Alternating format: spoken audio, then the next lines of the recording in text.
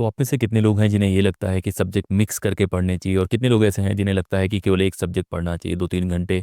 आज मैं आपको एक तरीका बताने वाला हूँ जहाँ पे ये बताया गया है कि मिक्स करके सब्जेक्ट पढ़ने से ज़्यादा याद। 1979 में एक एक्सपेरिमेंट होता है कैलिफोर्निया में। दो ग्रुप बनाए जाते हैं और दोनों ग्रुप को अलग अलग तरीके से मैथ्स दिया जाता है। एक ग्रुप को दिया जाता है जहाँ पे मैथ्स की सिमिलर प्रॉब्लम्स होती हैं, मान लेते हैं कि जियोमेट्री की है या पर्टिकुलर पार्ट की है, उसकी दी जाती है। दूसरे वाले को अलग अलग सेक्शंस के मिला के क्वेश्चंस दिए जाते हैं।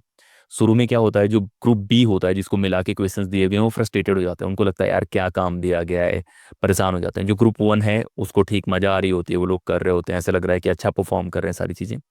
लेकिन जब रियल एग्जाम आता है तो उसमें जो ग्रुप बी वाले हैं जिन्होंने मिक्स प्रॉब्लम्स करी थी वो ज़्यादा अच्छा परफॉर्म करते हैं। अब इस चीज़ को जानने की कोशिश करते हैं कि ऐसा क्यों होता है और ये तरीका आप अपने से कैसे अपना सकते हैं। अब जानने की कोशिश करते हैं कि ह्यूमन ब्रेन कैसे वर्क करता है। ह्यूमन ब्रेन हमेशा पैटर्न सर्च कर रहा होता है। जैसे आप किसी रास्ते पे जाएंगे, वो एक बार में दो बार में याद कर लेगा, अच्छा ये वाला रास्ता, ये वाला रास्ता है। तो हमेशा वो पैटर्न सर्चिंग एक माहौल बनाता है और पैटर्न सर्च कर रहता है। तो जब भी आप एक तरह की प्रॉब्लम सॉल्व करते हैं तो ब्रेन केवल एक तरह के पैटर्न, जो भी शॉर्ट पैटर्न है, वो बना लेगा और आपको हमेशा लगेगा यार ये सॉल्व तो मैं कर पा रहा हूँ। अगर हिस्ट्री पढ़ रहा हूँ तो खूब मुझे आ रहा है, पॉलिटी पढ़ रहा हूँ तो खूब मुझे आ रहा है, क्योंकि ब्रेन ने वो पैटर्न बना लिया है। लेकिन जो रियल सिचुएशंस होती हैं, रियल एग्जाम्स होते हैं, वहाँ पे केवल एक सब्जेक्ट नहीं आता, वहाँ पे मल्टीपल सब्जेक्ट्स आता है। अब मल्टीपल सब्जेक्ट के जब सवाल आते हैं तो लोग कंफ्यूज हो जाते हैं कि यार अब इसको कैसे करना है। सेम यूपीएससी के प्री के बारे में देखने की कोशिश करो। जब भी आप पेपर लगाने की कोशिश करते हैं उनका एक पैटर्न होता है। आप खुद से पढ़ने की कोशिश करेंगे, उनका एक पैटर्न है कि पहले कौन सा सवाल आएगा, दूसरा सवाल कैसे आएगा, कैसे सवाल आएंगे, उनका भी एक तरीका होता है। लेकिन जब आप रियल एग्जाम सिचुएशन में जाते हैं वहाँ पैनिक कर जाते हैं। उसका रीजन यही है कि आपका ब्रेन रिफ्यूज कर देता है कि भाई ये तो पैटर्न में है ही नहीं, ये चीज़ें आपने पहले बताई ही नहीं है, ऐसे कैसे करना है। तो वहां पे ये मिक्स वाला काम आता है। अब इसको समझने की कोशिश करते हैं, एक रास्ते के तौर पे लेने की कोशिश करते हैं, जहां पे आपने एक रास्ता दिखाया कि यहाँ से यहाँ तक पहुंचने का एक रास्ता है। आप 4 बार 5 बार गए हैं तो आप आंख बंद करके भी उस रास्ते पे चले जाएंगे तो पता चल जाएगा। लेकिन अगर आपको कोई नई लोकेशन मिल गई, अब उसमें रास्ता सर्च करना है, तो कौन सा इंसान ज्यादा बेहतर रास्ता सर्च कर पाएगा, जो हमेशा एक रास्ते से जाता था या जिसने मल्टीपल रास्ते ट्राई करे हुए हैं? जिसने मल्टीपल रास्ते ट्राई करे हुए हैं उसके पास अल्टरनेट पाथ भी हैं कि यार ये वाला वर्क करेगा, ये वाला वर्क नहीं करेगा।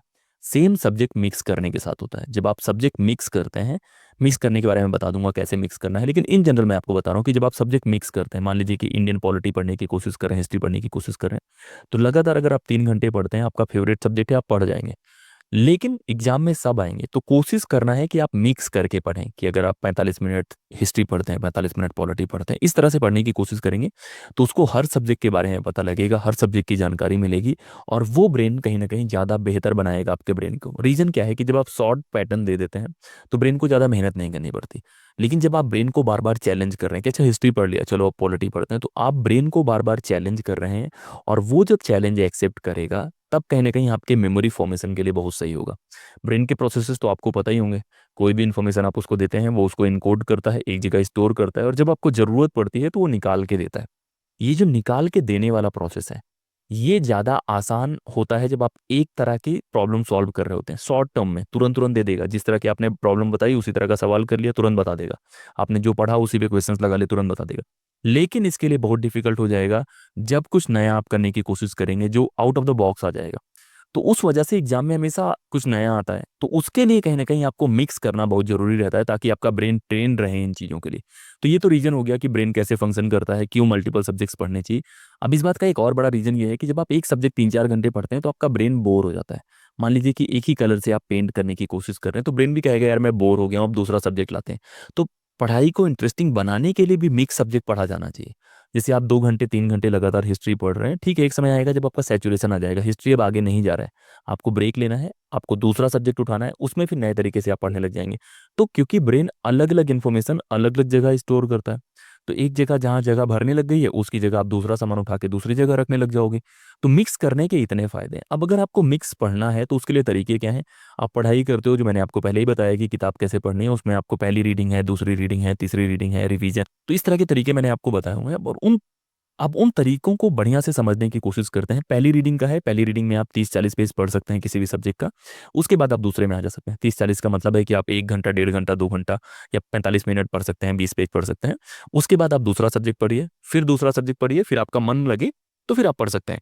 हमेशा ध्यान रखो कि आपको पढ़ना वो है जिसमें पढ़ने में मजा आ रहा है, और फिर बार बार चेंज करते रहना है। इसी तरह सेकेंड रीडिंग में आएंगे तो रिवीजन में थोड़ा सा कम टाइम लगता है, सेकेंड रीडिंग में कम टाइम लगता है, तो रिवाइज भी ऐसे ही करना है।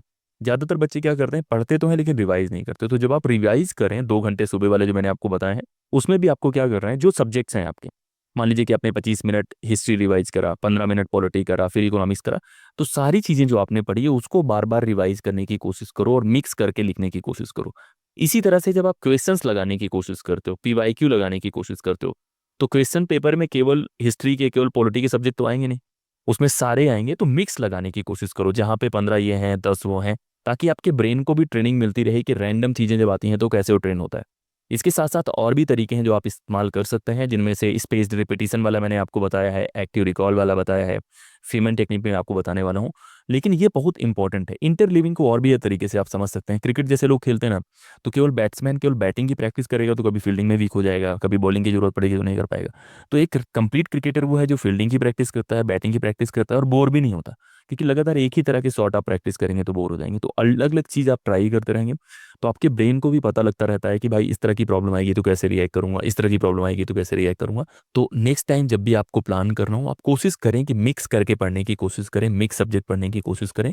और मिक्स करने का मतलब ये नहीं कि 5-5 मिनट में बदलना है। मिक्स करने का मतलब है 40 मिनट एक पढ़ लिया, फिर 40 मिनट पढ़ लिया, फिर पढ़ लिया, ऐसे प्लान करने की कोशिश करें। और एक टाइम टेबल को लेके मैंने जो वीडियो बनाया उसमें मैंने बोला है कि बहुत बार रिजिड टाइम टेबल मत बनाया करो कि अच्छा 5 से 4 केवल यही सब्जेक्ट पढ़ूंगा, क्योंकि आप उस सब्जेक्ट को उसी टाइम में कैद कर दे रहे हो। उस सब्जेक्ट को हो सकता है कि आप किसी और प्रोडक्टिव टाइम में पढ़ पाओ, जो मैंने आपको पोमोडोरो टेक्निक बताई है, या जो आपकी बॉडी क्लॉक है उसके हिसाब से, कि हो सकता है कि आप सबसे प्रोडक्टिव टाइम में आप वो सब्जेक्ट पढ़ रहे हो जो ऑलरेडी आपका बहुत स्ट्रांग हो, तो वो बहुत प्रोडक्टिव नहीं होगा ना। जिस सब्जेक्ट में ऑलरेडी 50 में से 40 सवाल आप सही कर रहे हैं, एक सब्जेक्ट है जहाँ 50 से 10 सवाल सही कर रहे हैं, तो आपको 10 वाले को स्ट्रांग कर रहे हैं, तो जो सबसे बेस्ट टाइम है 10 वाले को देना है ताकि वो 30 तक 40 तक पहुंच पाए। तो सारी चीज़ों को कनेक्ट करके प्लान करने की कोशिश करो। एक्टिव रिकॉल हो गया, स्पेस्ड रिपीटिशन हो गया, फेमन टेक्निक हो गया, ये वाले टेक्निक्स हो गया, और तभी आप बाकी लोगों से आगे जा पाएंगे। क्योंकि यहाँ पे कंपटीशन बहुत ज़्यादा है। इंडिया है, 140 करोड़ की पॉपुलेशन है, हर एग्जाम में बहुत तरह के लोग होते हैं, सिमिलर मटेरियल्स हैं, सिमिलर फैकल्टी हैं, सिमिलर यूट्यूब वीडियोज हैं। फ़र्क होता है तरीकों में, टेक्निक में। जैसे क्रिकेट में होता है सारे क्रिकेटर प्रैक्टिस करते हैं, ऐसा कोई कम प्रैक्टिस करता है, सारे जिम जाते हैं, सब करते हैं, लेकिन किसी के पास टेक्निक स्ट्रांग होती है, किसी का माइंडसेट स्ट्रांग होता है। वो फ़र्क क्रिएट करने की कोशिश करो और आप लोग रिजल्ट देखोगे। तो ये तो है टेक्निक जिसे हम इंटरलीविंग टेक्निक बोलते हैं, कि एक सब्जेक्ट पढ़ने के बाद उसमें थोड़ा सा गैप दें, फिर दूसरा पढ़ने की कोशिश करें। और हमारा ब्रेन भी कॉग्निटिव तरीके से भी इसी तरह से बना हुआ है कि उसको ज़्यादा लोड नहीं दे सकते। पता लगे इतिहास का इतना लोड दे दिया है कि इतिहास वाला जो पार्ट है उसमें स्टोरेज की जगह ही नहीं है, उसका केमिकल ही नहीं है, आप दिए जा रहे हो, नहीं याद करेगा। तो आपको हमेशा उसको इंटरेस्टिंग बनाना है, अलग अलग कलर्स देने हैं, अलग अलग सब्जेक्ट्स देने हैं, और वो इंगेज करेगा, पसंद करेगा। कुछ सब्जेक्ट होंगे जो टफ होंगे, पढ़ने के बाद उसको मजा आएगा, चैलेंज लगेगा, कुछ इजी सब्जेक्ट भी देने हैं। तो इस तरह से एक मिक्स करने की कोशिश करो। जैसे मिक्स डाइट होती है ना, बैलेंस डाइट क्या होती है, जहाँ पे वेजिटेबल्स भी हों, फल भी हो, जहाँ पे अलग अलग चीज़ें हों जिससे आपकी बॉडी को जो भी नीड है वो पूरी हो जाए। ये नहीं कि एक चीज़ पसंद है तो उसी को आप खाते जाएंगे। उसी तरह से पढ़ाई भी है। तो इस तरह से करने की कोशिश करते हैं। इसी तरह की वीडियो हम लोग लाते रहेंगे। आपका काम है टेलीग्राम इंस्टाग्राम पे जुड़ना, मेंबरशिप लेने की कोशिश करो। मैं मेंबरशिप में वीडियोस डालने वाला हूँ। अगर आप लोग मेंबरशिप नहीं लोगे तो मैं बहुत सारे वीडियोस मेंबरशिप में डाल दूंगा जो केवल मेंबर्स को मिलेंगे। तो ये भी एक आप देख सकते हैं, क्योंकि काफ़ी इफर्ट्स लगते हैं लोकेशंस पे आना, इस तरह के वीडियो शूट करना, वो सारी चीज़ें।